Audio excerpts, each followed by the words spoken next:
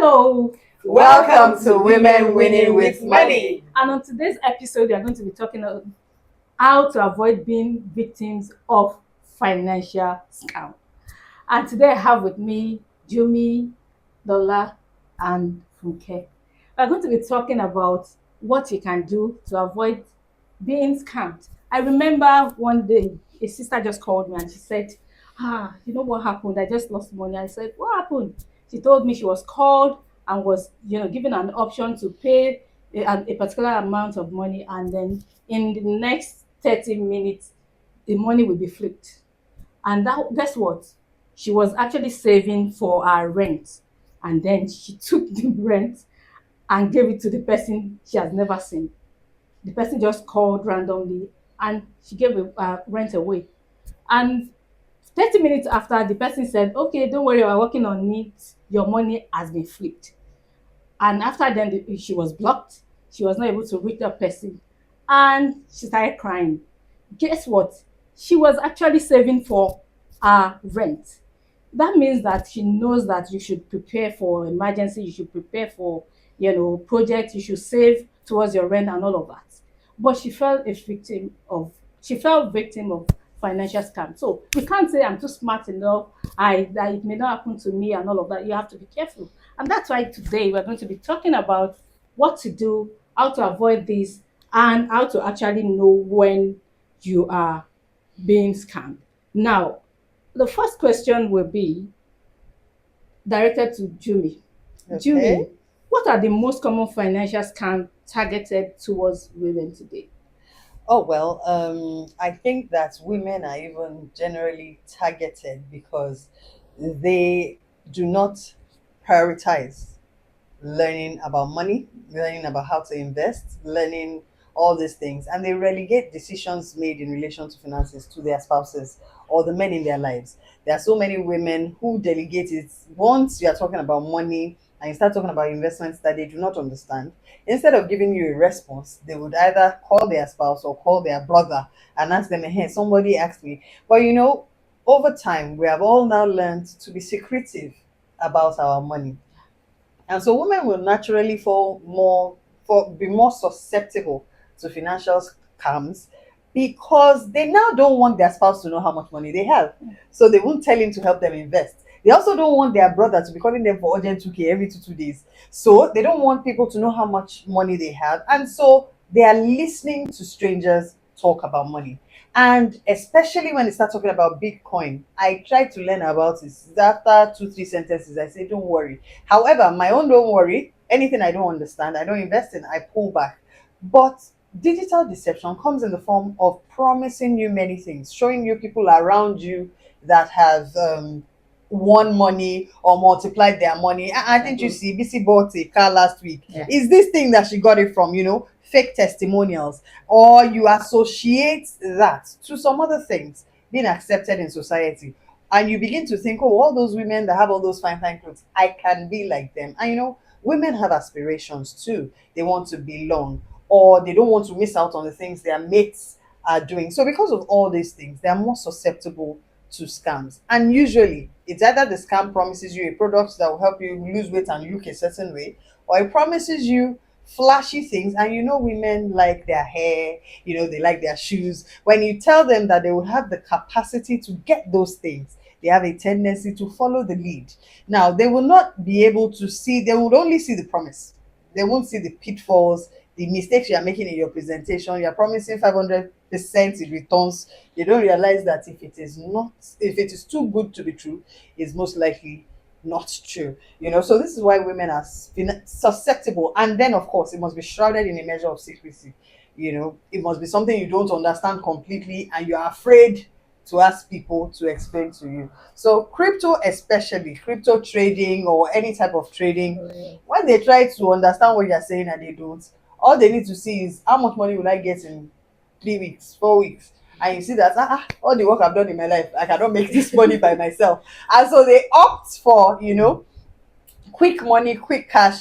Of course, because they're always thinking about the next problem they want to solve, the family they want to start, or the family they need to take care of, their elderly parents, because of their obligations also to family. They just want to get quick cash to solve these problems, and this always leads them into trouble. Thank you very much. Funke, do you know anyone that's close to you, or maybe you yourself, your friend, or whoever that has fallen a victim of financial scam? Oh, sure. A lot of people, especially because of the sector where I will work in. I can remember there was this recent one that happened, and the guy was our client, and we stopped seeing him. He stopped saving. And after some time, he came back and he said, Mo fẹ́ ṣe testimony fún yín, like he wanted to talk about us that I've been saving with you for a long time. I never had any issue, but there was a new one that came in, and I decided to go and save there, and he had issues. So most times, if you want to invest, you have to be very careful. Ask questions. How long have they been in business? Very important. People that really want to scam you, they don't stay in business for too long. When you see a business that is just starting 6 months, 1 year, you still have to be very careful. But if you see a business doing well 5 years, 6 years, 7 years, even if they have problem, it's likely not to be a scam. Possibly the business was not just well managed. So please ask questions. How long have they been in business? Another thing my dad used to tell me when I was small is that before they scam you, there must be a measure of greed. So, like Jumoke said, that if it's too good to be true, my darling, it's not true. You are hearing 50% return on investment in 30 days. Even in 3 months, you're also working. You have an idea of what is happening. So you can't expect that the money will come in that fast. Then I tell people again, another thing we should be careful with is this digital era.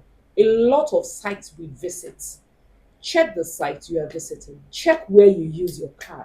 Don't just use your card anywhere. Some people don't understand what this https means on the web. If you are using your card on a page and the web address is not secured, please don't use your card, because it may not even be the page that is trying to scam you, but hackers are there waiting for you to just input your card details, and before you know it, all the money is gone. I can remember when I was in the bank, like maybe like 15 years ago or thereabout. It was on a Friday. I don't know what my boss was doing in the branch. I just heard the man shouting, block my account, block my account. It was on a Friday.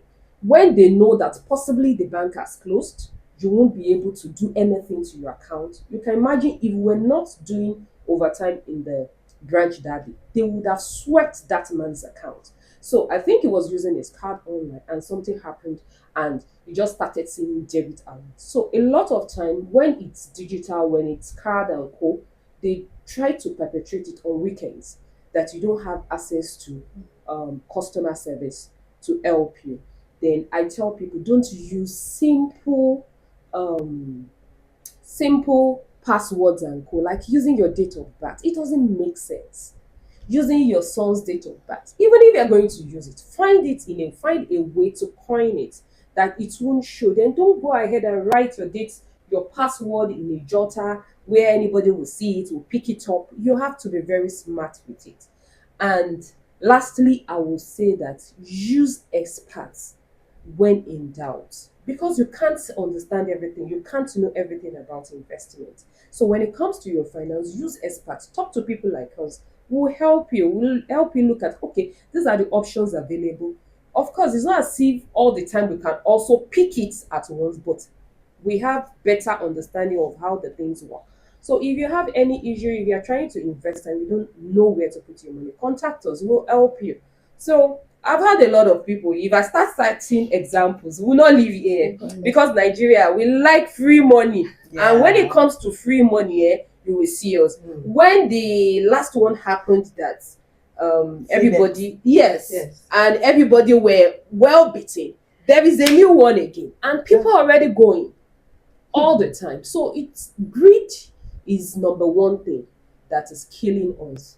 So I have a lot of examples, but let me keep it at that. Thank you very much, Funke. Yes, I remember the last one. And you know what? It keeps it every year, a new name, a new style, a new thing. And people, like you said, if you are greedy, you will lose your money. That's just it. I remember a friend, she got a call, she got an email that she was actually saving to start to upgrade her business, and somebody just called her up and said, there's a grant. You can have access to maybe 1 million or 2 million grant. Just pay 35,000 naira processing fee.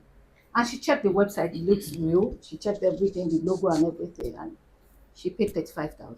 After she was asked to bring in another 10,000 for verification fee. That was when she now called me that. Which one is verification fee again? So we checked the website and we realized that it was a scam. And so you need to, like they've said, do due diligence. Lola, what can you say the habit that we women can actually have to avoid being scammed? Thank you very much, Tammy. Well, a lot has been said about financial scam. Well, I would say habits that we need to have. The first one would be that we need to seek continuous education, financial literacy education, and that is why women we are here. Because you see, you have to keep learning. The people that are scamming, they are also on a day-to-day basis trying to look for things that would make you want to come their side. So that means you also need to learn the things that will also, put you ahead of them. Then I would say that another habit is for people to verify sources. It's very important to verify sources. You see, sometimes you just hear this and it's something is happening and everybody is going there. Before you go there, ask questions. Check these people. Who are they? Who is behind this? Even I tell people, if you want to invest in anything, you need to know the people. So don't just plunge into it. I remember there was an episode we talked about psychology of money, the herd mentality. Everybody is going, you're going. No, that shouldn't be when it comes to investment, when it comes to your finances. You need to verify the source and be sure that this is authentic. And then I would say, always think before you leap. Even they will say it before you click on anything, before you do anything, ensure that you pause. Just pause and check. Is this thing okay to go ahead with? We've heard, reasons why people fall victim. Greed, it's something that, so at the point of thinking, you're actually checking, what's my motive behind what I want to do? Is it about greed? What exactly is it? So at that point where you pause to think, it helps you to check if you are actually going into what is right or what is wrong. And we've said so many things. If it's too good to be true, then you need to be careful. So that point of thinking, it's very, very critical, because in any investment, you need to take time, dedication, verification, think. Be sure that, okay, what I want to go into, at least I know so much about it. And I would say, seek professional advice. Women winning with money, that's why we are here. We are not saying we know everything, but at least we, to the best of our knowledge, because we are also growing every time to be able to serve you. So when you have any concerns, please feel free to contact us on all our social media handles. We'll be there to guide and to help you. So I believe those are some habits that women can have. Thank you very much, Lola.